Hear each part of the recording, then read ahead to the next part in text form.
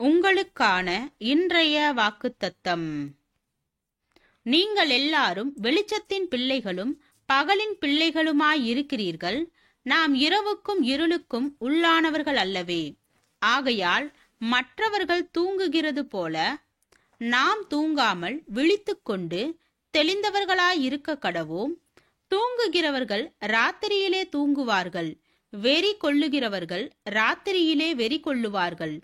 பகலுக்குரியவர்களாகிய நாமோ தெளிந்தவர்களாயிருந்து விசுவாசம், அன்பு என்னும் மார்க்கவசத்தையும் இரட்சிப்பின் நம்பிக்கை என்னும் தலைச்சீராவையும் தரித்து கொண்டிருக்க கடவோம். தேவன் நம்மை கோப ஆக்கினைக்கென்று நியமிக்காமல் நம்முடைய கர்த்தராகிய இயேசு கிறிஸ்து மூலமாய் இரட்சிப்படைவதற்கென்று நியமித்தார்.